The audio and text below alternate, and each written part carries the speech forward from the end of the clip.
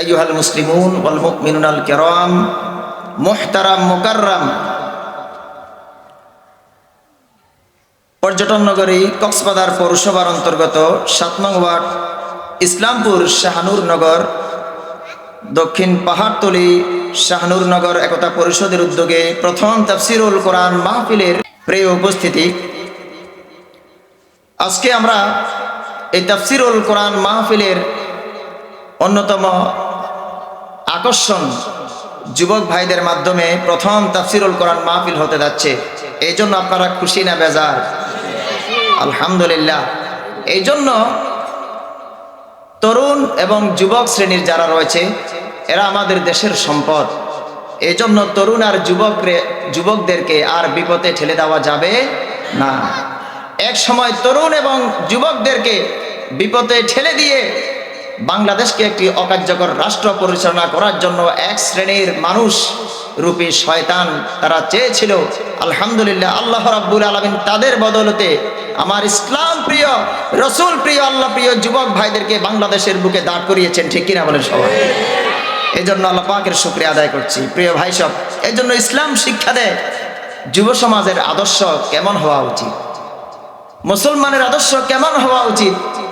এই আদর্শ যৌবনকালের আদর্শ কেমন হবে, বার্ধক্যকালের আদর্শ কেমন হবে, শিশুকালের আদর্শ কেমন হবে, আমরা জানতে পেরেছি বিশ্বনবী মুহাম্মদ আল আমিন সাল্লাল্লাহু আলাইহি ওয়াসাল্লামের জীবনী থেকে। প্রিয় ভাই সব, এই জন্য ইবনে আব্বাস রাদিয়াল্লাহু তাআলা আনহু থেকে বর্ণিত, তিনি বলেছেন রাসূল করিম সাল্লাল্লাহু আলাইহি ওয়াসাল্লাম এক ব্যক্তিকে তিনি উপদেশ দিতে গিয়ে বলেছেন, উপদেশ দিয়েছেন 5টি অবস্থার সম্মুখীন হওয়ার পূর্বে 5টি কাজকে তিনি গনিমত করার জন্য বলেছেন।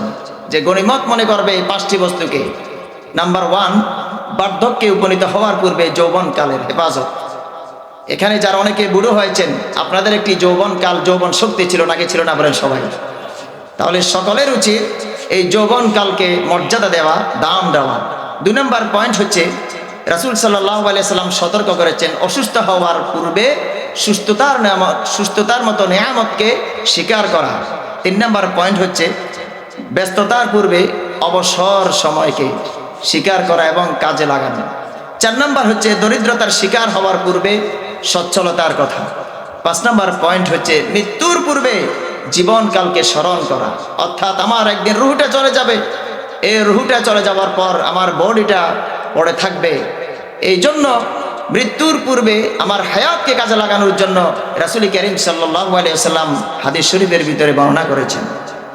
আমার ভাইরা, মুমিন ব্যক্তি প্রতিটা মুহূর্তকে কাজে লাগিয়ে সৎ কাজ করা একান্ত জরুরি মনে করে। এই জন্য সূরা বাকারায় আল্লাহ রাব্বুল আলামিন বলেন, ফাস্তাবিকুল খায়রাতি আইনামা তাকুনু ইয়াতি বিকুমুল্লাহু জামিআ। অতএব তোমরা সৎকর্মে প্রতিযোগিতা করো। ফাস্তাবিকুল খায়রাত, সৎকর্মে প্রতিযোগিতা করার জন্য আল্লাহ রাব্বুল আলামিন বলেছেন। শুধু তাই নয়, আল্লাহ রাব্বুল আলামিন বলেন, বান্দা তোমরা যেখানে থাকো না কেন, কোনো বান্দা যদি সাগরের ভিতরে মারা যায়, কোনো বান্দা যদি পাহাড়ের উপরে মারা যায়, কোনো বান্দা যদি মাটির অতল তলদেশে চলে যায়, আল্লাহ রাব্বুল আলামিন কাল কিয়ামতের ময়দানে তিনি একসাথে করবেন। বলেন সুবহানাল্লাহ। লুকানোর কোনো কারবার চলবে না। আল্লাহ রাব্বুল আলামিন সব কিছু তিনি উত্থিত করবেন আখিরাতে, কাল কিয়ামতের ময়দানে। এই জন্য আমাদের যুব সমাজের দায়িত্ব হচ্ছে হালাল উপায়ে আপনার জীবন পরিচালনা করা, হালাল হারাম মেনে চলা, হালাল ও পবিত্র উপায়ে নিজের জীবনকে সাজানো। এই জন্য রাসূল করিম সাল্লাল্লাহু আলাইহি ওয়াসাল্লাম এমন সোনার মানুষ তৈরি করলেন। রাসূল করিম সাল্লাল্লাহু আলাইহি ওয়াসাল্লামের আদর্শে অনুপ্রাণিত হয়ে হযরতে আবু বকর রাদিয়াল্লাহু তাআলা আনহু সন্দেহযুক্ত কোনো খাবার তিনি গলার ভিতরে নিতেন না। যদি তিনি সন্দেহ করতেন এই খাবারটার ভিতরে হারাম মিশ্রিত রয়েছে, সাথে সাথে আবু বকর রাদিয়াল্লাহু তাআলা আনহু গলার ভিতরে আঙুল ঢুকিয়ে দিয়ে বমি করে ফেলে দিতেন। বলেন সুবহানাল্লাহ। কেমন মানুষ রাসূল সাল্লাল্লাহু আলাইহি ওয়াসাল্লাম তৈরি করেছিলেন। আমার ভাইরা, আবু বকর রাদিয়াল্লাহু তাআলা আনহু বুঝতে পেরেছেন হারামের দ্বারা যদি শরীরের মাংসটা গঠিত হয়, রক্তটা গঠিত হয়, নিশ্চিতভাবে রাসূল বলেছেন ওই শরীরটা কখনো জান্নাতে যাবে না। আল্লাহু আকবার। এই জন্য আমাদের যুব সমাজের দায়িত্ব হালাল হারাম বিবেচনা করে নিজের জীবনকে পরিচালনা করা। আবু বকর রাদিয়াল্লাহু তাআলা আনহুর মতো জীবনকে পরিচালনা করা রব্বুল আলামিন তাদেরকে সাহাবী হওয়ার জন্য নির্বাচন করেছেন, বাছাই করেছেন। আবার রাহা কুলুবান ওয়া আমাকাহা ইলমান ওয়া কাল্লাহা তাকাল্লুফান ইখতারাহুমুল্লাহু লিসুহবাতি নাবিয়্যিহি ওয়াল ইকামাতি দীনিহি। আল্লাহ রাব্বুল আলামিন তাদেরকে মুহাম্মদ সাল্লাল্লাহু আলাইহি ওয়াসাল্লামের সাহাবী হওয়ার জন্য নির্বাচন করেছেন, বলেন সুবহানাল্লাহ। আমার ভাইরা, আবু বকর রাদিয়াল্লাহু তাআলা আনহু এমন ভাবে জীবন পরিচালনা করতেন, যখনই কোরআন আল কারীমের আয়াত তার চোখের সামনে চলে আসতো, সাথে সাথে তার চোখ থেকে অঝোর ধারায় পানি প্রবাহিত হয়ে যেত, বলেন সুবহানাল্লাহ। এমন যুবক তৈরি করেছিলেন রাসূল করিম সাল্লাল্লাহু আলাইহি ওয়াসাল্লাম। আল্লাহর নবী সাল্লাল্লাহু আলাইহি ওয়াসাল্লাম এমন যুবক শ্রেণী মানুষ তৈরি করেছিলেন, যার কারণে আবু বকর রাদিয়াল্লাহু তাআলা আনহু খেলাফতে অধিষ্ঠিত হওয়ার পরে তিনি চিন্তা করতেন আর বলতেন, এমন কেউ আছে নাকি যে আমাকে খেলাফতের দায়িত্ব থেকে অব্যাহতি দিতে পারবে? আমি যদি এই খেলাফতের দায়িত্ব থাকাকালীন যদি কোনো অনিয়ম, কোনো ইসলামের বিরুদ্ধে কোনো কাজ চলে আসে, তাহলে আল্লাহর দরবারে আমি আবু বকর কি জবাব দেব? ঠিক কিনা? এই জন্য দায়িত্ব এত সহজ না। দায়িত্ব নিতে হলে আল্লাহ পাকের পক্ষ থেকে আসতে হবে। নিজে নিজে কেউ যদি চেনে কোনো পদকে বেছে নেয় নিজে নিজে টাকার লোভে, টাকা দিয়ে, সুদ দিয়ে, ঘুষ দিয়ে, তাহলে ওই পদের কারণে সেখানে কোনো কল্যাণ আসবে না। প্রিয় ভাই সব, এই জন্য হযরত আবু বকর রাদিয়াল্লাহু তাআলা আনহু মানব সেবায় তার বিরল দৃষ্টান্ত, অন্যতম দৃষ্টান্ত ছিল। আবু বকর রাদিয়াল্লাহু তাআলা আনহু মদিনার শহরতলিতে বাস করতেন। এমন সময় এক বৃদ্ধা অন্ধ তার সেবা যত্ন করার জন্য প্রত্যেকটা দিন ফজরের আগে থেকে উঠে তিনি খেদমত করার জন্য, সেবা করার জন্য চলে যেতেন। প্রতিদিন তিনি সেবা করতেন। কিন্তু ওমর ফারুক রাদিয়াল্লাহু তাআলা আনহু চুপি চুপি করে সুবহে সাদিকের হওয়ার পূর্বে রাতের ঘন অন্ধকারের ভিতরে দাঁড়িয়ে থাকতেন, কে এমন লোক রয়েছে এই বৃদ্ধার সেবা করে যায়। ওমর ফারুক রাদিয়াল্লাহু তাআলা আনহু চিন্তা পড়ে গেলেন যে এই শহরতলিতে ওমরের মতো বিচক্ষণ আর কে হতে পারে, সেবা মানব সেবায় কে প্রথম হতে পারে। দেখা গিয়েছে ওমর ফারুক রাদিয়াল্লাহু তাআলা আনহু একদিন ওই বৃদ্ধার ঘরের পাশে চুপ করে দাঁড়িয়ে রইলেন অন্ধকারের ভিতরে। হযরতে আবু বকর রাদিয়াল্লাহু তাআলা আনহু তার পূর্বে এই বৃদ্ধার সেবা করে চলে যেতেন, বলেন সুবহানাল্লাহ। এইভাবে করা ওমর ফারুক রাদিয়াল্লাহু তাআলা আনহু তিনি আবু বকর রাদিয়াল্লাহু তাআলা আনহুকে তিনি জিজ্ঞেস করলেন যে খলিফাতুল মুসলিমিন আবু বকর রাদিয়াল্লাহু তাআলা আনহু, তাহলে প্রতিদিন আপনি কি এই কাজটি করে যাচ্ছেন, এই বৃদ্ধার খেদমত করে যাচ্ছেন আমার পূর্বে? আল্লাহু আকবার। এমন সোনার মানুষ রাসূল করিম সাল্লাল্লাহু আলাইহি ওয়াসাল্লাম তৈরি করেছিলেন। আমার ভাইরা, এই জন্য এই যুগের আদর্শ হচ্ছে আবু বকর সিদ্দিক রাদিয়াল্লাহু তাআলা আনহু, ওমর ফারুক রাদিয়াল্লাহু তাআলা আনহু, উসমান ইবনে আফফান রাদিয়াল্লাহু তাআলা আনহু, আলী রাদিয়াল্লাহু তাআলা আনহু, ওমর ইবনে আব্দুল আজিজ রাহমাহুল্লাহ। এই সমস্ত সোনার মানুষগুলোকে আল্লাহ রাব্বুল আলামিন নির্বাচন করেছেন, বাছাই করেছেন মানুষের খেদমত করার জন্য, বলেন সুবহানাল্লাহ। প্রিয় ভাই সব, এই জন্য আজ বিশ্ব বিভিন্ন জায়গায় মুসলমানদেরকে খাটো করার জন্য, মুসলমানদেরকে হেনস্থা করার জন্য, যুব সমাজকে ধ্বংস করার জন্য বিভিন্নভাবে ষড়যন্ত্র করা হচ্ছে, ঠিক কিনা বলেন সবাই। কিন্তু বাংলাদেশের ইতিহাসে এই প্রথম যুবকদের মাধ্যমে বাংলাদেশের নির্যাতিত নিপীড়িত মানুষের কাতারে দাঁড়িয়ে বাংলাদেশ থেকে স্বৈরাচার বিদায় করেছে তরুণ এবং যুবক শ্রেণীর ভাইরা, ঠিক কিনা বলেন সবাই। প্রিয় ভাই সব, এই জন্য ইসলামের পক্ষের কাজ করি, কোরআনের পক্ষের কাজ করি, আল্লাহ রাব্বুল আলামিন তাদেরকেও ভালোবাসবেন ইনশাআল্লাহ। আমার ভাইরা, এই জন্য মুসলিম যুব সমাজ ইসলামের পদ্ধতি বাদ দিয়ে দুনিয়ার মানুষের তৈরি করা মতবাদ দেশে প্রতিষ্ঠা করতে যদি চায়, তাহলে আল্লাহ রাব্বুল আলামিন তাদের উপরে আযাব গজব দিবেন। এই জন্য কোরআনের মাহফিল বন্ধ করা যাবে না, কোরআনের মাহফিল চালু করতে হবে। এই জন্য এগিয়ে আসতে হবে আমার যুবক শ্রেণীর ভাইদেরকে। কাদেরকে এগিয়ে আসতে হবে? যুবক শ্রেণীর ভাইদেরকে এগিয়ে আসতে হবে। এই জন্য কোরআনের মাহফিল যারা শুনবে না, কোরআনের মাহফিলকে যারা বাধাগ্রস্ত করবে, বাধা দিবে, তাদের সম্পর্কে আল্লাহ রাব্বুল আলামিন সূরা তোহার ভিতর আয়াত নাজিল করে দিয়েছেন। কোন সূরা বলেন সবাই? সূরা তোহার আয়াত নাজিল করে দিয়েছেন। রব্বুল আলামিন বলেন, ومن أعرض عن ذكري فإن له معيشة ضنكا ونحشره يوم القيامة أعمى। আর যে ব্যক্তি আমার জিকির, কোরআন এবং হাদিসের নসিহত থেকে বিমুখ হবে, অর্থাৎ কোরআন এবং হাদিস শুনবে না, যারা কোরআন এবং হাদিস শুনতে আসে তাদেরকে বাধাগ্রস্ত করবে, বিপদে ফেলবে, অর্থাৎ মাহফিল বন্ধ করার ষড়যন্ত্র করবে, কাল কিয়ামতের ময়দানে ওই সব লোকগুলো দাঁড়িয়ে যাবে যাদের চোখ ছিল কিন্তু অন্ধ হয়ে যাবে। বলেন নাউজুবিল্লাহ। এইভাবে করে তারা সেদিন লজ্জা পাবে আল্লাহ রাব্বুল আলামিনের কাছে। আল্লাহ তাআলা তাদেরকে চোখ থাকতে অন্ধ করে উঠাবেন। এরপরে ওই অন্ধ ব্যক্তি আল্লাহ রাব্বুল আলামিনের দরবারে বলবে, ক্বালা রাব্বি লিমা হাশারতানি আ'মা ওয়া ক্বাদ কুনতু বাসীরা। ওই মাহফিল বন্ধওয়ালা লোকটা সেদিন বলবে, রব্বুল আলামিন আমাকে আজকে কিয়ামতের ময়দানে কেন অন্ধ করে তুমি তুললে? রব্বুল আলামিন বলবেন যে বান্দা, দুনিয়ার বুকে তুমি মাহফিল বন্ধ করেছিলে, কোরআন এবং হাদিসের আলোচনা শোনো নাই, আরেকজনকে আলোচনা শুনতে দাও নাই, এই জন্য আজকে তোমার প্রতিফল স্বরূপ তোমাকে অন্ধ করে উঠালাম। আল্লাহু আকবার। এইভাবে করে রব্বুল আলামিন বলেন, قال كذلك أتتك آياتنا فنسيتها وكذلك اليوم تنسى। আল্লাহ রাব্বুল আলামিন বলবেন, হ্যাঁ এমনি ভাবেই তো আমার আয়াতগুলোকে অস্বীকার করেছিলে, কোরআন এবং হাদিসের আলোচনা বন্ধ করেছিলে, অস্বীকার করেছিলে, শুনতে দাও নাই, যেমনি ভাবে তুমি এভাবে ভুলে গিয়েছিলে আমার আয়াতগুলোকে, আজকে এই কিয়ামতের মাঠে আমি তোমাকেও ভুলে গেলাম। বলেন নাউজুবিল্লাহ। এইভাবে করে আল্লাহ রাব্বুল আলামিন সেদিনে জাহান্নামীদের সাথে তিনি কথোপকথন করবেন, আর ওই সমস্ত পাপী বান্দারা তারা আল্লাহ পাকের কথার সাথে তারা জবাব দিয়ে দিবেন। বলেন আল্লাহু আকবার। এই জন্য আখিরাতে আপনার আমল নামাটা কাজে লাগবে। দুনিয়ার জীবনে আপনি আমালান সলিহান কি করেছেন সেটাই কাজে লাগবে। ওপেন সিক্রেট করে দেওয়া হবে, নিজের কর্মফল কাল কিয়ামতের ময়দানে দাঁড় করানো হবে। নিজের আমল নিজেই গুনার জন্য দেখার জন্য নিজেই যথেষ্ট হয়ে যাবে। আল্লাহ রাব্বুল আলামিন বলেন, ইকরা কিতাবাকা কাফা বিনাফসিকাল ইয়াউমা আলাইকা হাসিবা।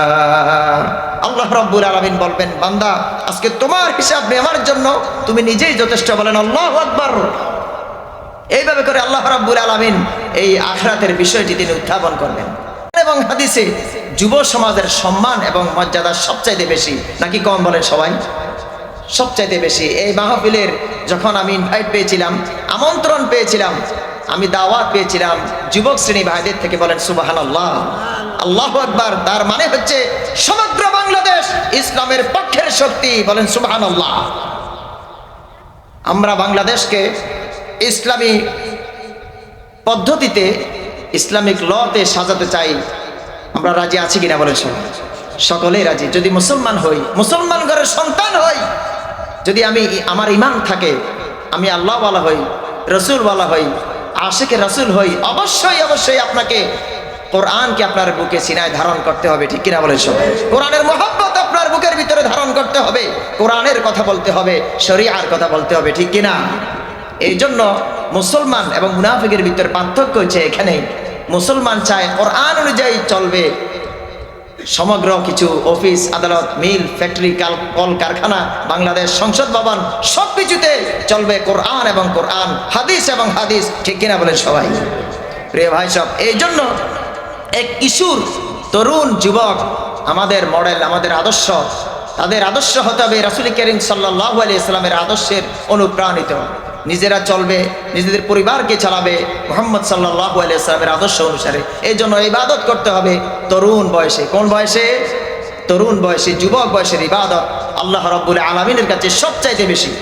হযরত আবু হুরায়রা রাদিয়াল্লাহু তাআলা আনহু থেকে বর্ণিত, আল্লাহর নবী সাল্লাল্লাহু আলাইহি ওয়াসাল্লাম বলেন, কিয়ামতের মাঠে 7 শ্রেণীর মানুষকে আল্লাহ রাব্বুল আলামিন তার আরশের বিশেষ ছায়ায় তিনি আশ্রয় দিবেন। কত শ্রেণীর? 7 শ্রেণীর। যেই সময়ের ভিতরে মানুষজন দিক বিদিক ছুটোছুটি করতে থাকবে, যেদিন মা তার সন্তানকে চিনবে না, বাবা তার সন্তানকে চিনবে না, সবাই ইয়া নাফসি বলে চিৎকার করতে থাকবে, দৌড়াদৌড়ি করতে থাকবে। আল্লাহ রাব্বুল আলামিনের কোরআন আল কারীমের ভিতরে এসেছে, রব্বুল আলামিন বলেন, যখন বান্দারা এদিক ওদিক ছোটাছুটি করতে থাকবে, মানুষ মনে করবে নেশাগ্রস্ত। আল্লাহ রাব্বুল আলামিন বলেন, না, ওরা আল্লাহর আযাবের ভয়ে তারা এদিক ওদিক ছোটাছুটি করতেছে। আল্লাহু আকবার। নেশাগ্রস্তের মতো ছুটাছুটি করতেছে, পাগলের মতো হয়ে যাচ্ছে আল্লাহর আযাবের ভয়ে। ওই বিশেষ সময়ে, ওই সময়ের ভিতরে রব্বুল আলামিন তিনি 7 শ্রেণীর মানুষদেরকে তার আরশের নিচে ছায়া দিবেন। সেই 7 শ্রেণী হচ্ছে, 1 নাম্বার ন্যায়পরায়ণ বাদশা, নেতা, ইমাম। নেতা কাকে বলে দেখেন, রাসূল করিম সাল্লাল্লাহু আলাইহি ওয়াসাল্লাম নেতা ছিলেন নাকি ছিলেন না বলেন? রাসূল সাল্লাল্লাহু আলাইহি ওয়াসাল্লাম প্রেসিডেন্ট ছিলেন। রাসূল সাল্লাল্লাহু আলাইহি ওয়াসাল্লাম মদিনার রাষ্ট্রের প্রধান ছিলেন। সেই সময়ের ভিতরে মুহাম্মদ সাল্লাল্লাহু আলাইহি ওয়াসাল্লামের কাছে সকলে এসে বলল, মুহাম্মদের যুগ হচ্ছে সর্বশ্রেষ্ঠ যুগ, বলেন সুবহানাল্লাহ। 2 নাম্বার হচ্ছে প্রাপ্ত বয়স হতে যে ইবাদত করে, অর্থাৎ তরুণ এবং যুবকরা যারা ইবাদত করো তোমরা, আল্লাহর আরশের নিচে তোমাদের ছায়া হবে ইনশাআল্লাহ। 3 নাম্বার পয়েন্ট হচ্ছে যার অন্তর মসজিদের সাথে ঝুলে থাকে। তাই বলে আমার যারা চাচারা রয়েছেন, মামারা রয়েছেন, তারা কিন্তু মন খারাপ করবেন না। জান্নাতের ভিতরে যখন ওনারা চলে যাবেন, সবাই আমাদের মতো ইয়াং এবং যুবক হয়ে যাবে ইনশাআল্লাহ। 4 নাম্বার হচ্ছে যে কাউকে ভালোবাসে আল্লাহর জন্য এবং আবার কাউকে ছেড়ে দিয়ে পরিত্যাগ করে আল্লাহর জন্য, আল্লাহর সন্তুষ্টির জন্য। 5 নাম্বার হচ্ছে চরিত্রবান যুবক যে আল্লাহকে ভয় করে, পাপকে ছেড়ে দেয়। 6 নাম্বার হচ্ছে যে দান করে অত্যন্ত গোপনে। দান করার জন্য আল্লাহ রাব্বুল আলামিন কোরআন আল কারীমের ভিতরে অনেকগুলো আয়াত নাজিল করেছেন। তার ভিতরে একটি হচ্ছে দান গোপনেও দিতে পারবে, আবার মানুষকে দেখিয়েও দিতে পারবে, তবে সবচেয়ে উত্তম হচ্ছে গোপনে দান করা, বলেন সুবহানাল্লাহ। 7 নাম্বার হচ্ছে আল্লাহ জিকিরকারী ওই ব্যক্তি, ওই বান্দা যে আল্লাহর ভয়ে রাতের অন্ধকারে রুমের দরজা বন্ধ করে 2 হাত তুলে আল্লাহ পাকের কাছে কান্নাকাটি করে, আর চোখের পানি ছেড়ে দিয়ে নিজের জীবনের গুনার জন্য, সগীরা এবং কাবীরা গুনার জন্য আল্লাহর কাছে আশ্রয় চায়, পানাহ চায়, তাওবা করে। আল্লাহ রাব্বুল আলামিন দুনিয়ার এই আসমানের ভিতরে প্রথম আসমানে চলে এসে বলেন, বান্দা তোকে আমি ক্ষমা করে দিলাম, বলেন সুবহানাল্লাহ। এইভাবে করে যুবক, তরুণ, যারা কিশোর রয়েছে, আমরা যারা রয়েছি, আমরা যদি আল্লাহর দরবারে এভাবে কান্নাকাটি করি, আল্লাহ রাব্বুল আলামিন আমাদের দোয়াগুলোকে তিনি কবুল এবং মঞ্জুর করবেন ইনশাআল্লাহ। যুব সমাজ গঠনে নবী করিম সাল্লাল্লাহু আলাইহি ওয়াসাল্লাম ছিলেন এই পৃথিবীর জন্য আইডিয়াল, মডেল, আদর্শ। বিশ্বনবী সাল্লাল্লাহু আলাইহি ওয়াসাল্লামের শিশুকাল কেমন ছিল? বিশ্বনবী সাল্লাল্লাহু আলাইহি ওয়াসাল্লামের কিশোরকাল, তরুণকাল, যুবকাল কেমন ছিল? বরকতের নবীর শিশুকাল কাহিনী আমরা জানি সকলে। আল্লাহর নবী সাল্লাল্লাহু আলাইহি ওয়াসাল্লাম তিনি শিশু ছিলেন নাকি ছিলেন না বলেন সবাই? বিশ্বনবী সাল্লাল্লাহু আলাইহি ওয়াসাল্লাম এমন শিশু ছিলেন, তিনি যখন মায়ের গর্ভ থেকে এসেছেন এই ধরার বুকে, আল্লাহ রাব্বুল আলামিন তাকে এমন বরকতের নবী বানালেন, কাবা ঘরের দেয়ালের ভিতরে তার পিঠটা যখন লাগাতো ঝড় দাঁড়ায়, আল্লাহ রাব্বুল আলামিন বৃষ্টি বর্ষণ করে দিতেন, বলেন সুবহানাল্লাহ। তাহলে রাসূল হচ্ছে বরকতের নবী। কিসের নবী? বরকতের নবী। বিশ্বনবী সাল্লাল্লাহু আলাইহি ওয়াসাল্লাম শিশু অবস্থায় তার থেকে যেসব আলামত প্রকাশ পেয়েছে, যে এমন এমন সময় ওইসব পণ্ডিতরা বলেছিল এই শিশুটা কোনো সাধারণ শিশু হতে পারে না, নিঃসন্দেহে এই শিশুটাই হবেন আখিরি জামানার পয়গম্বর আল আমিন as-সাদিক মুহাম্মদ সাল্লাল্লাহু আলাইহি ওয়াসাল্লাম। রাসূল করিম সাল্লাল্লাহু আলাইহি ওয়াসাল্লাম শিশুদেরকে ভালোবাসতেন। আজকে দেখা যাচ্ছে মসজিদের ভিতরে আমাদের অনেক ছোট ছোট কচিকাচা শিশু ভাই বোনরা আসে, ছোট ছোট বাচ্চা, কি সুন্দর তারা মসজিদের ভিতরে এসে সেখানে কান্না নিয়ে ফিরে যায়। অনেকজনের কটু কথা, অনেকজনে তাদেরকে ধমক দেয়। মসজিদে কেনে এসেছে ছোট বাচ্চা। আপনারা মনে রাখবেন, রাসূল করিম সাল্লাল্লাহু আলাইহি ওয়াসাল্লাম নামাজের ভিতরে পিঠের উপরে তার কলিজার টুকরা নাতি হাসান এবং হুসাইনকে নিয়ে খেলা করতেন, বলে সুবহানাল্লাহ। রাসূল করিম সাল্লাল্লাহু আলাইহি ওয়াসাল্লাম যখনই খুতবা দিতেন এবং নামাজ পড়তেন, তার কলিজার টুকরা নাতিরা দৌড়ে মিম্বরের উপরে চলে আসতো।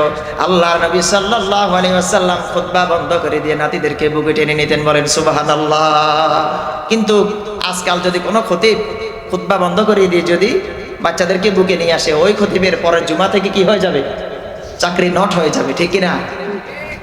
আমার ভাইরা, সব কিছুতে মসজিদ থেকে শুরু করে সংসদ ভবন পর্যন্ত আইন মানতে হবে কার? বলেন আল্লাহর। আর সুন্নাহ মানতে হবে রাসূল কারীম সাল্লাল্লাহু আলাইহি ওয়াসাল্লামের।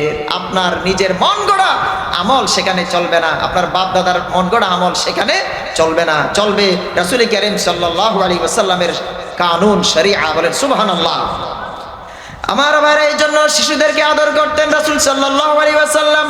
বিশ্বনবী সাল্লাল্লাহু আলাইহি ওয়াসাল্লাম হাসান এবং হোসাইনকে নিয়ে যে কোনো সময় যে কোনো রাস্তায় দেখা হলে সাথে সাথে দৌড়ানো শুরু করতেন, আর নাতিদেরকে তিনি খেলার ছলে দৌড়ে ধরে ফেলতেন।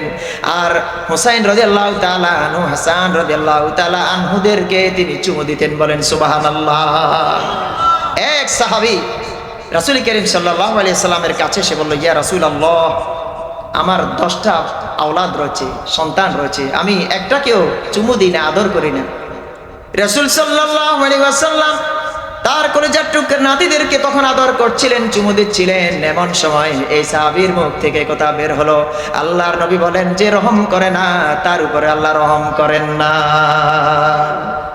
রহম করতে হবে, দয়া করতে হবে, মনুষ্যত্ব থাকতে হবে আপনাকে। আদর করার জন্য বাচ্চাদেরকে আপনি মুসলমান হতে হবে। অনেক মুসলমানের সন্তান কিন্তু বাচ্চাদেরকে দেখলে দূর দূর করে কি করে দেয়? তাড়িয়ে দেয়। মসজিদের ভিতরে বাচ্চাদেরকে আপনারা নিয়ে আসবেন, প্রয়োজনে ক্রিকেট খেলার বল নিয়ে আসবেন, তাদেরকে দিবেন যে মসজিদের ভিতরে এসে তুমি একটু খেলাধুলা করো, যাতে করে তারা মসজিদের ভিতরে কি হয়ে যায়? আকৃষ্ট হয়ে যায়। প্রিয় ভাই সব, এই জন্য রাসূল কারীম সাল্লাল্লাহু আলাইহি ওয়াসাল্লাম তিনি শিশুদেরকে কেমন আদর করতেন দেখেন। আলী রাদিয়াল্লাহু তাআলা আনহু বলেন, একবার রাসূল কারীম সাল্লাল্লাহু আলাইহি ওয়াসাল্লাম হাসান এবং হোসাইনের হাত ধরে বললেন, যে ব্যক্তি আমাকে ভালোবাসবে, আমার কলিজার টুকরা নাতি হাসান এবং হোসাইনকে ভালোবাসবে, আর এদের পিতামাতাকে ভালোবাসবে, কাল কিয়ামতের ময়দানে ওরা আমার সাথী হয়ে যাবে। আল্লাহু আকবার। তাহলে আমরা সবাই রাসূলের সাথী হতে চাই কি চাই না? বলে সবাই। তাহলে শিশুদেরকে আদর করতে হবে ইনশাআল্লাহ।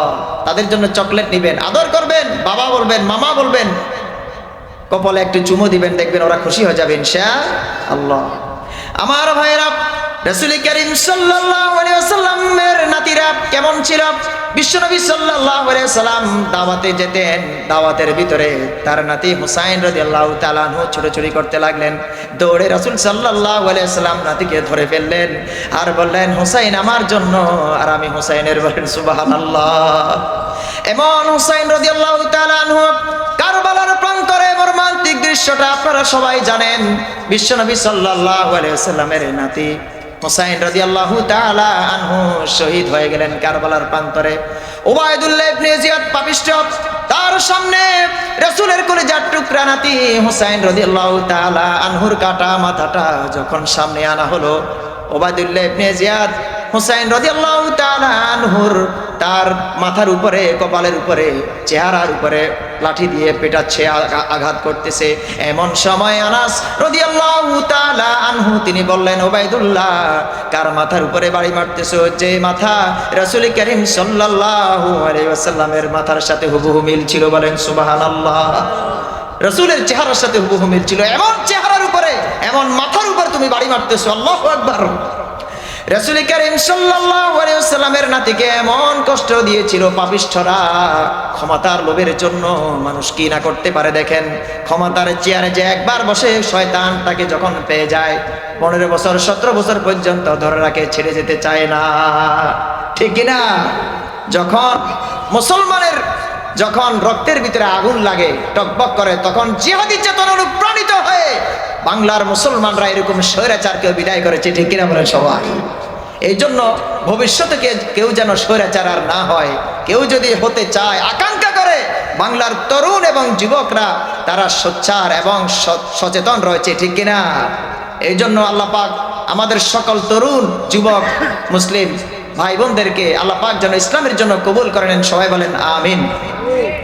আমার ভাইরা, হুসাইন রাদিয়াল্লাহু তাআলা আনহুকে হত্যার পর তিনি যখন শাহাদাত বরণ করলেন কারবালার প্রান্তরে, তার কাটা মাথা যখন উবাইদুল্লাহ ইবনে জিয়াদের সামনে আনা হলো, তার দাঁতের ভিতরে বাড়ি মারা শুরু করলো, ঠোঁটের উপরে বাড়ি মারা শুরু করলো। আনাস রাদিয়াল্লাহু তাআলা আনহু বললেন, উবাইদুল্লাহ, কার ঠোঁটের উপরে বাড়ি মারতেছো, কার দাঁতের উপরে বাড়ি মারতেছো?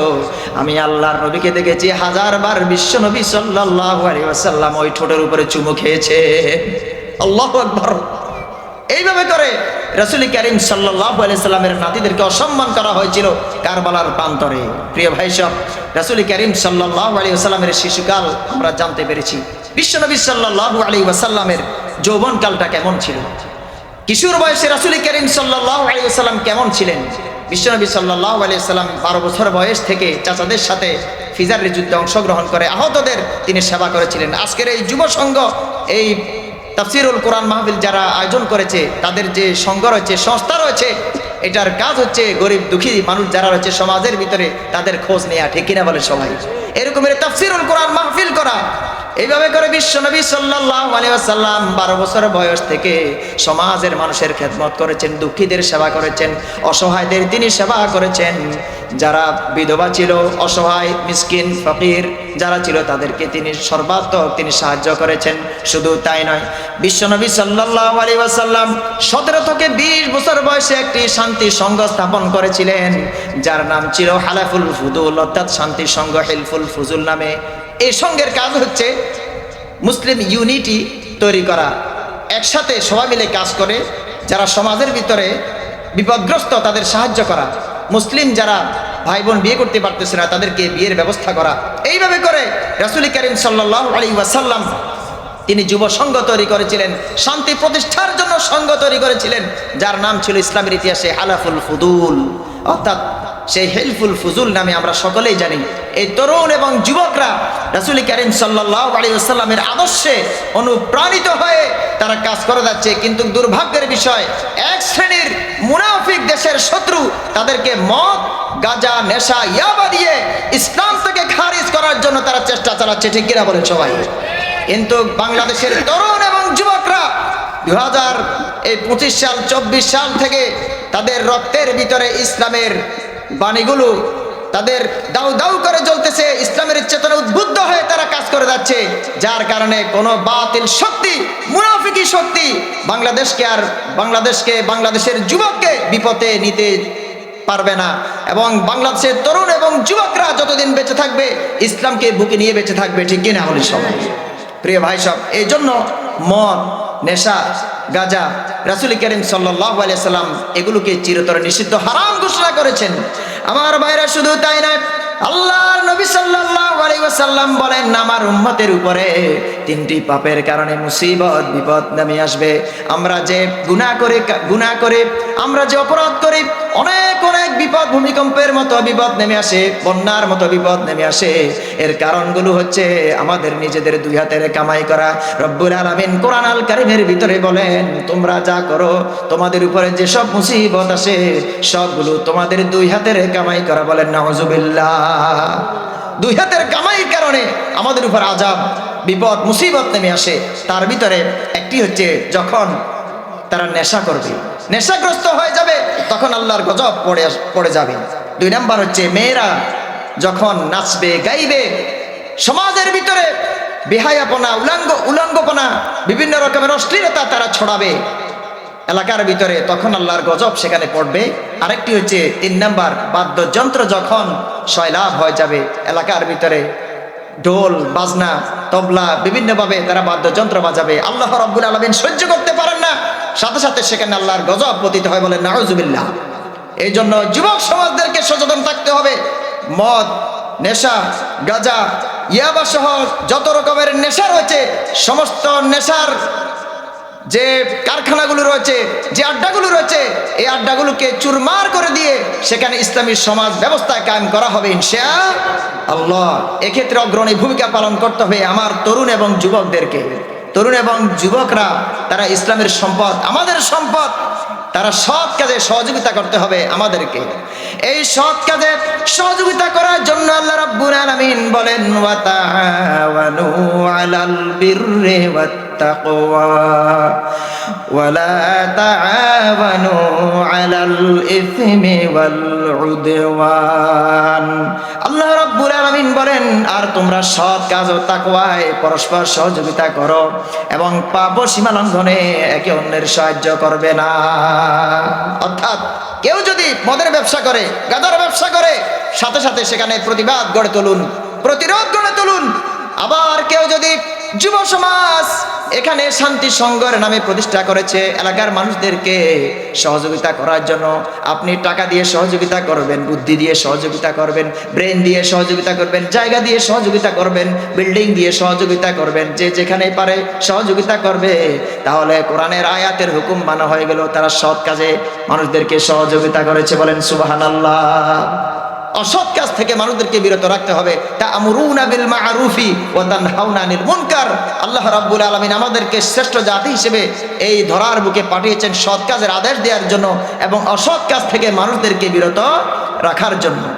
আমার ভাইরা, ইসলামী আদর্শে অনুপ্রাণিত হয়ে অতীতের ভিতরে যারা চলে গিয়েছে, আসসালাফ হয়ে গেছে, গত হয়ে গেছে, সেই সমস্ত নারীদের মধ্য থেকে, পুরুষদের মধ্য থেকে, যুবক যুবতীদের মধ্য থেকে এমন তারা ছিল ইসলামের জন্য শহীদ হয়ে গেছেন।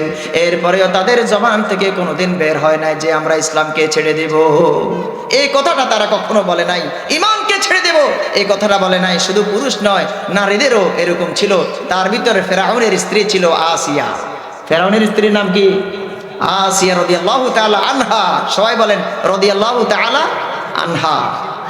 আসিয়া রাদিয়াল্লাহু তাআলা আনহা ইসলামের জন্য শহীদ হয়ে গেলেন। জিহাদ কাকে বলে মানুষ চিনে না। জিহাদ কি, সংগ্রাম কি, ফাইট কি, লড়াই কি? জিহাদ কখন ফরজ হয়ে যাবে আপনার উপরে? যখন দেওয়ালে পিঠ থেকে যাবে, তখন মুসলিম নারী পুরুষ তারা সকলে জিহাদে নেমে যাবে। এই জন্য সূরা তাওবায় বিষয়টিকে আল্লাহ রাব্বুল আলামিন এভাবে বর্ণনা করেছেন, ইন্নাল্লাহা আশতারা মিনাল মুমিনিনা আনফুসাহুম ওয়া আমওয়ালাহুম বিআন্না লাহুমুল জান্নাহ ইউকাতিলুনা ফি সাবিলিল্লাহি ফায়াকতুলুনা ওয়া ইউকতালুন। আল্লাহ রাব্বুল আলামিন বলেন, মুমিনদের জান ও মালকে তিনি খরিদ করে নিয়েছেন জান্নাতের বিনিময়ে। কিসের বিনিময়ে বলেন সবাই? জান্নাতের বিনিময়ে তিনি খরিদ করে নিয়েছেন, কিনে নিয়েছেন। যারা যুদ্ধ করে, জিহাদ করে, আল্লাহর রাস্তায় নিজেরা শহীদ হয়ে যায়, নিজেরা হত্যা করে, আবার নিজেরাও মরে। বলেন সুবহানাল্লাহ। এইভাবে করে জিহাদের অনুপ্রেরণা, জিহাদের আদর্শ আমরা কোরআন আল কারীমের আয়াত থেকে পাই। শুধু আয়াত থেকে পাই না, আয়াত থেকে বুঝে বুঝে রাসূল কারীম সাল্লাল্লাহু আলাইহি সাল্লামের সেই সব কলিজার টুকরা সাহাবীরা শহীদ হয়ে গেছেন। বলেন সুবহানাল্লাহ। এইভাবে করে যারা ঈমানদার তারা জিহাদ করে। কি পদ্ধতিতে তাও আল্লাহ পাক শিখাচ্ছেন, আল্লাযীনা আমানু ইউকাতিলুনা ফি সাবিলিল্লাহ والذين كفروا يقاتلون في سبيل الطاغوت। আল্লাহ রাব্বুল আলামিন বলেন, যারা মুমিন ঈমানদার মুসলমান তারা সংগ্রাম করে, আল্লাহর রাস্তায় জিহাদ করে, আল্লাহর পথে। আর যারা মুনাফিক, কাফের, বেঈমান, শয়তানের অনুসারী, তারা লড়াই করে শয়তানের পক্ষে। এখন বলেন, আপনারা কি আল্লাহর পক্ষে না শয়তানের পক্ষে? আমরা আল্লাহর পক্ষে।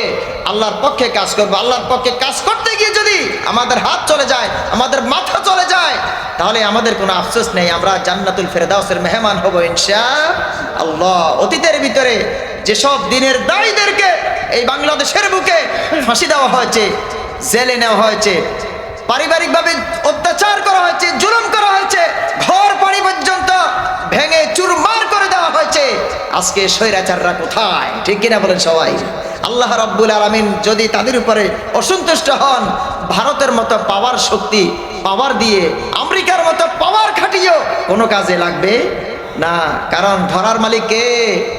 আল্লাহ রাব্বুল আলামিন বলেন, তোমরা ষড়যন্ত্র করো, দুনিয়ার মানুষরা শুনে রাখো, আমি আল্লাহ রাব্বুল আলামিন রহমানুর রহিম ষড়যন্ত্র করি। আমার ষড়যন্ত্র, আমার ধরা থেকে পৃথিবীর কোনো মানুষ বাঁচতে পারে না। ঠিক কিনা?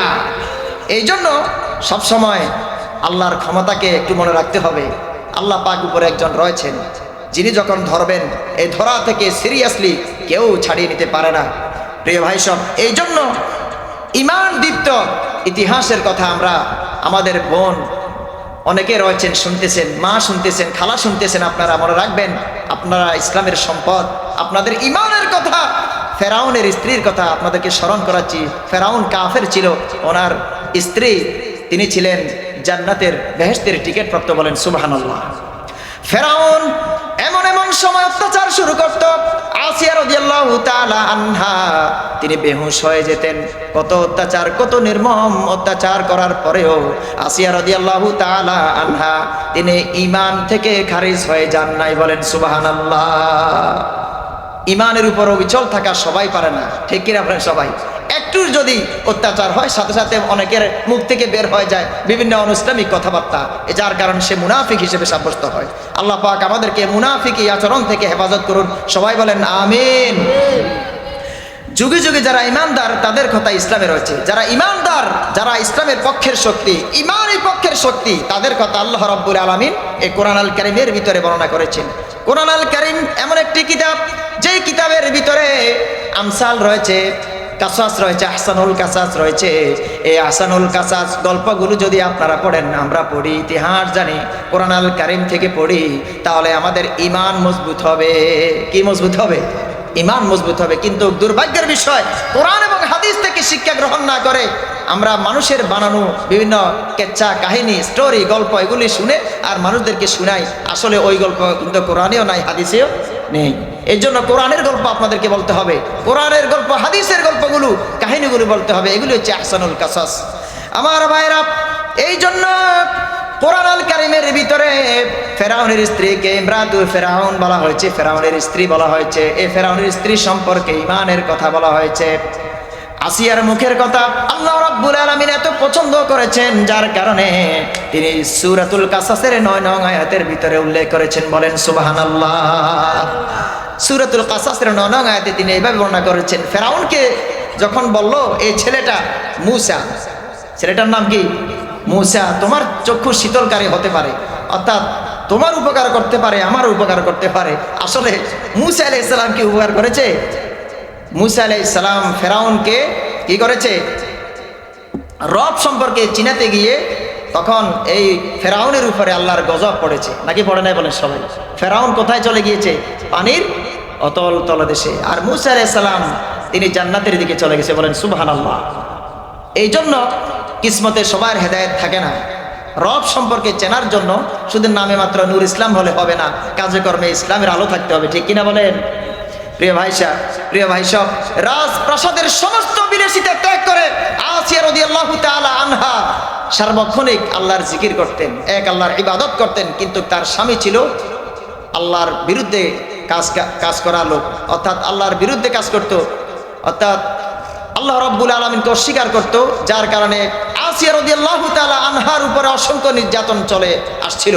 আসিয়া রাদিয়াল্লাহু তাআলা আনহার মুখ থেকে আল্লাহকে কেড়ে নেওয়ার জন্য যত প্রকারের নির্যাতন আছে সমস্ত প্রকারের নির্যাতন চালাচ্ছিল। আসিয়া রাদিয়াল্লাহু তাআলা আনহা আল্লাহ রাব্বুল আলামিনের দিকে তাকিয়ে তিনি রব্বুল আলামিনের দরবারে ফরিয়াদ করেন, রব্বুল আলামিন, এই ফেরাউন তো আমাকে শেষ করে দিচ্ছে, তোমার কাছে একটা মিনতি করি রব্বুল আলামিন, জান্নাতের ভিতরে আমি আসিয়ার জন্য একটা ঘর বানিয়ে রাখো। আল্লাহু আকবার।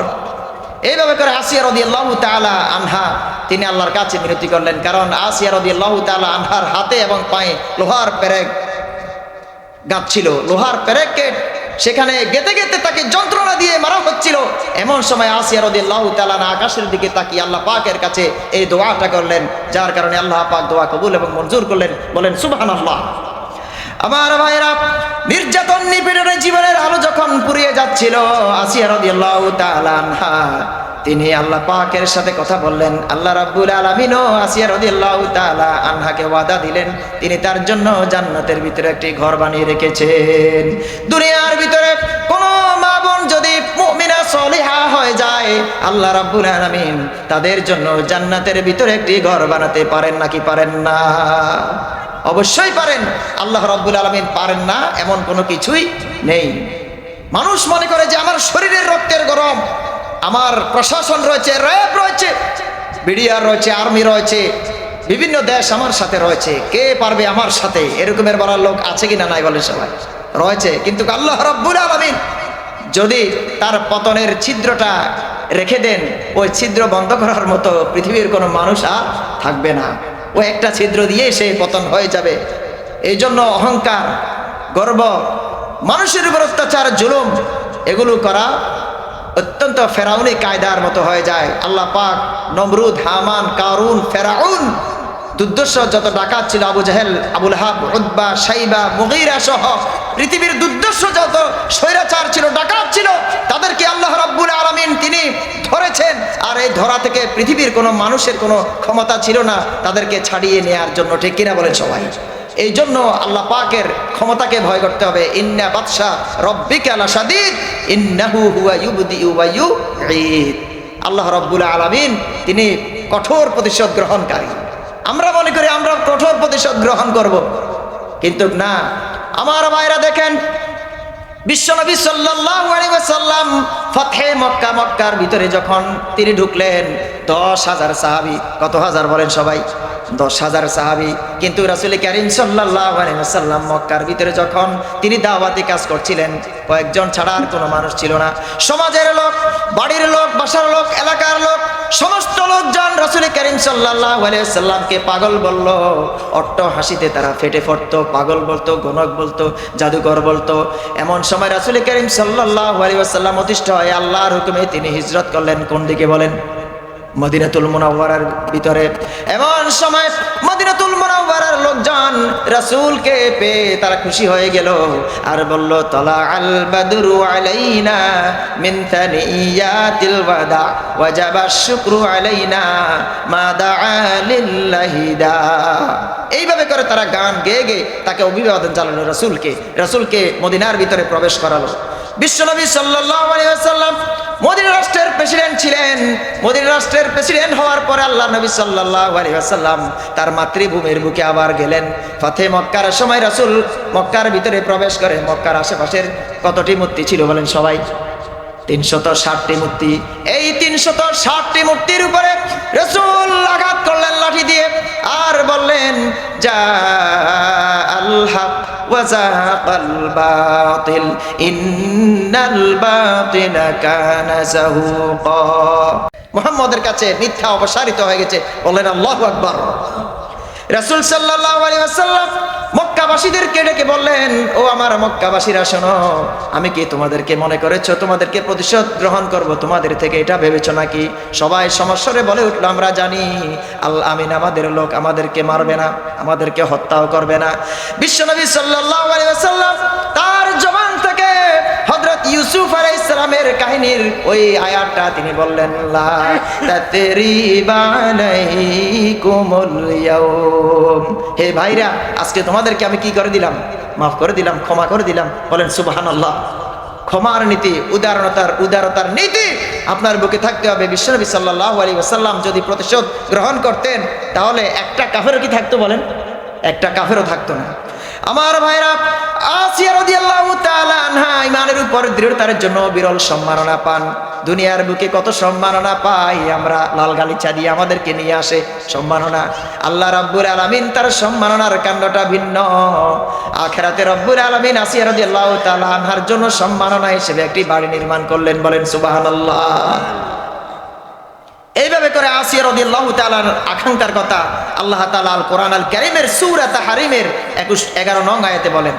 রব্বুল আলামিন সূরা তাহরিমের 11 নং আয়াতে এভাবে বর্ণনা করেন, ওয়া দারাবাল্লাহু মাতালাল লিল্লাযিনা আমানু ইমরাআতা ফিরআউন ইয ক্বালাত রাব্বি ইবনি লি ইনদাকা বাইতান ফিল জান্নাহ ওয়া নাজ্জিনি মিন ফিরআউনা ওয়া আমালিহি ওয়া নাজ্জিনি মিনাল কওমিয যালিমিন।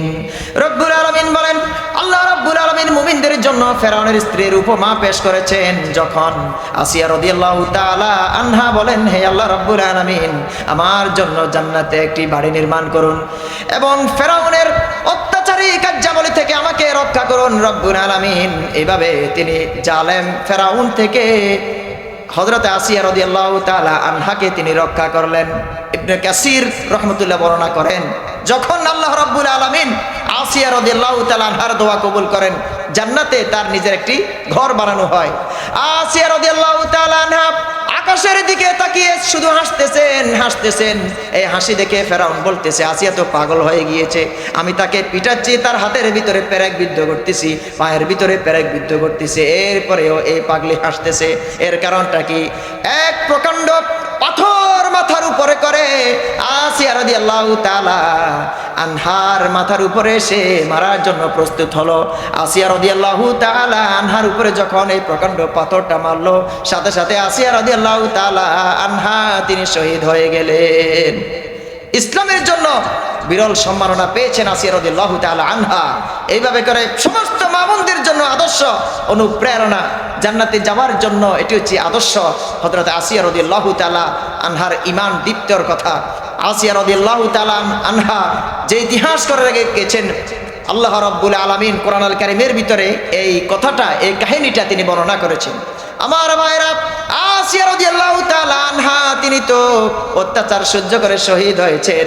এরপরে বিশ্বনবী মুহাম্মদ রাসূলুল্লাহ সাল্লাল্লাহু আলাইহি ওয়াসাল্লাম ইসলাম প্রচারের জন্য কেমন কষ্ট করেছেন। বিশ্বনবী সাল্লাল্লাহু আলাইহি ওয়াসাল্লাম মক্কার ভিতরে যখন তিনি দাওয়াতি কাজ পরিচালনা করছিলেন, এমন সময় আল্লাহ রাব্বুল আলামিন রাসূলকে তিনি শোয়া অবস্থায় থেকে উঠিয়ে ময়দানে নামালেন। রব্বুল আলামিন কোরআনুল কারীমের ভিতরে আয়াত নাযিল করে দিয়েছেন, ইয়া আইয়ুহাল মুদ্দাথির কুম ফাউযির ওয়া রাব্বাকা ফাকাব্বির ওয়া থিয়াবাকা ফাতাহহির।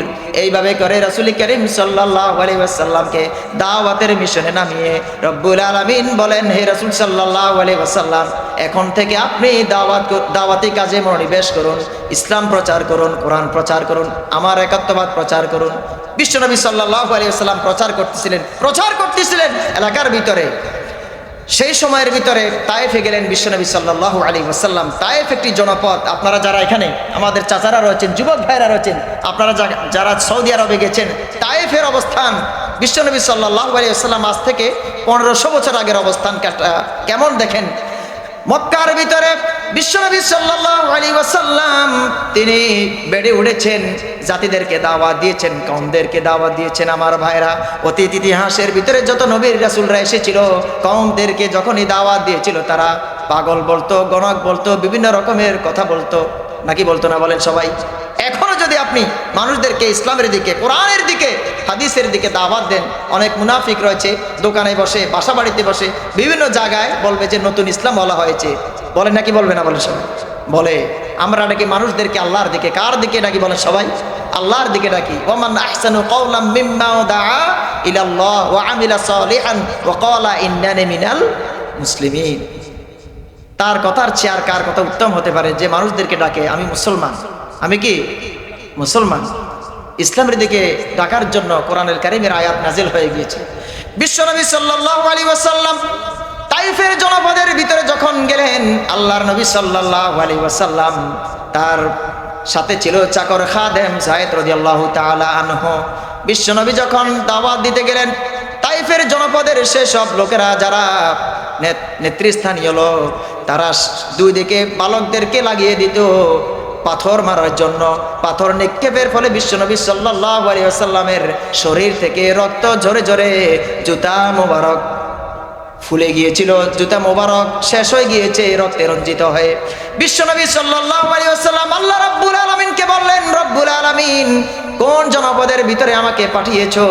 এমন জনপদের কাছে আমাকে পাঠিয়েছো, ওরা তো আমাকে রক্তাক্ত করে ফেলেছে। এমন দাওয়াত দেওয়ার জন্য যাদের কাছে পাঠিয়েছো।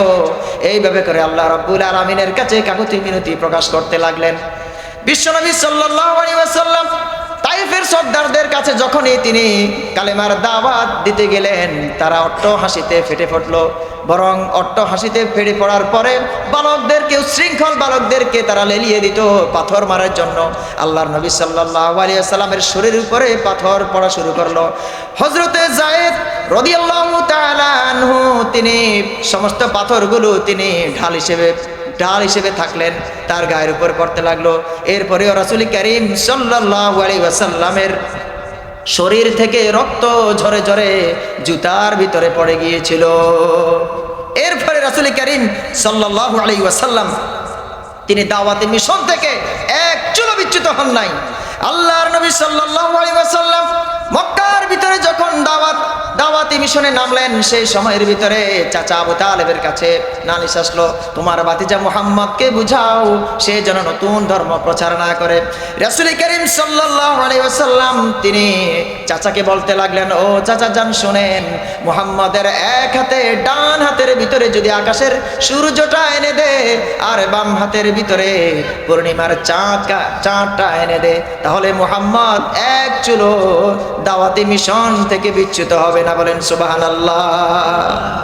এইভাবে করে রাসূল সাল্লাল্লাহু আলাইহি ওয়াসাল্লাম থেকে দাওয়াতি কাজের মিশন আমাদের শিখতে হবে। বিশ্বনবী সাল্লাল্লাহু আলাইহি ওয়াসাল্লাম তায়েফে মার খেয়ে নির্যাতিত হয়ে তিনি একটি আঙ্গুর বাগানে ঢুকলেন, একটা কাফের বেঈমানদের আঙ্গুর বাগান, সেখানে তিনি ঢুকলেন।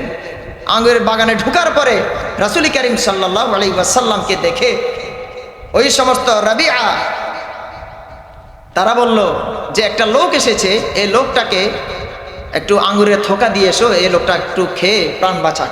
রাসূল করিম সাল্লাল্লাহু আলাইহি ওয়াসাল্লাম তার কাছে আসলো আদাস, এক চাকর, এক খ্রিস্টান চাকর আদাস আসলো। আদাস রাসূল সাল্লাল্লাহু আলাইহি ওয়াসাল্লামকে দেখে স্পষ্ট করে বলতে লাগলো, এই নিন আঙ্গুরের থোকাগুলো আপনি খান, আপনি ক্লান্ত।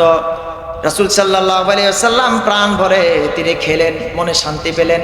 আর আদাসকে জিজ্ঞাসা করলেন, তোমার বাড়ি ইউসুফ আলাইহিস সালামের গ্রামের ভিতরে, আমি জানি ইউসুফ আলাইহিস সালাম আল্লাহর নবী আর মুহাম্মদ সাল্লাল্লাহু আলাইহি ওয়াসাল্লামও আল্লাহর নবী। এক নবীর সাথে আরেকটা নবীর কানেকশন আছে কিনা নাই বলেন সবাই? রয়েছে।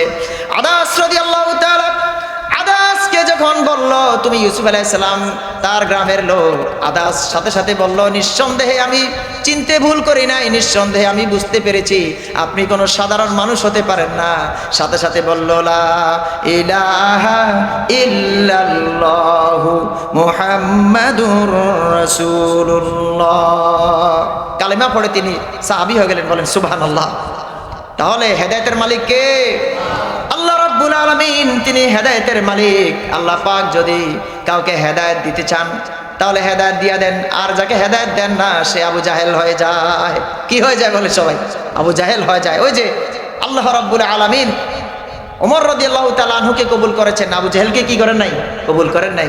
বিশ্বনবী সাল্লাল্লাহু আলাইহি ওয়াসাল্লাম ফরিয়াদ করলেন রব্বুল আলামিন, আবু জাহেলকে অথবা ওমরকে, দুজনের যে কোনো একজনকে ইসলামের জন্য, ইসলামের শক্তি বৃদ্ধির জন্য তুমি কি করে নাও? কবুল করে নাও। কিন্তু আল্লাহ রাব্বুল আলামিন ভালোবেসেছেন কাকে? হযরত ওমর ফারুক রাদিয়াল্লাহু তাআলা আনহুকে ভালোবেসেছেন। আমার ভাইরা, এইভাবে করে বিশ্বনবী সাল্লাল্লাহু আলাইহি ওয়াসাল্লাম দাওয়াতি কাজে নেমেছিলেন, অত্যাচারিত হয়েছিলেন, শরীর থেকে রক্ত ঝরেছে, নিচে পড়ে গিয়েছে। এমন সময় পাহাড়ের ফেরেশতা হযরতে জিবরাইল আলাইহিস সালাম সহ এই দুই ফেরেশতা এসে বলল, ইয়া রাসূলুল্লাহি, আপনি একটু হুকুম দেন, অনুমতি দেন, এই পাহাড়ের ভিতরে পিষে দিয়ে তায়েফবাসীদেরকে হালাক করে দেব। আল্লাহ রাব্বুল আলামিনের নবী বলেন, পাহাড়ের ফেরেশতা এবং জিবরাইল আলাইহিস সালাম কাকে তোমরা মারতে চাচ্ছ? এই জনপদ থেকে আমি যদি হুকুম দিই তোমরা তাদেরকে শেষ করে দাও, তাহলে আমি কার কাছে বলবো লা ইলাহা ইল্লাল্লাহু মুহাম্মাদুর রাসূলুল্লাহ। তায়েফের ভিতরে রাসূল করিম সাল্লাল্লাহু আলাইহি ওয়াসাল্লামের উপর অত্যাচার, নির্মম নির্যাতন বিশ্বনবী সাল্লাল্লাহু আলাইহি ওয়াসাল্লাম সহ্য করলেন। আয়েশা সিদ্দিকা রাদিয়াল্লাহু তাআলা আনহা তিনি বললেন, ইয়া রাসূলুল্লাহ, উহুদের দিনের চাইতে আপনার জীবনে কি কোনো কষ্ট দুঃখ এসেছিল? বিশ্বনবী সাল্লাল্লাহু আলাইহি ওয়াসাল্লাম বললেন, আয়েশা রে শোনো, আমি মুহাম্মদের জীবনে উহুদ নয় তায়েফের মতো কষ্ট আমি পেয়েছি সবচাইতে বেশি। আল্লাহু আকবার।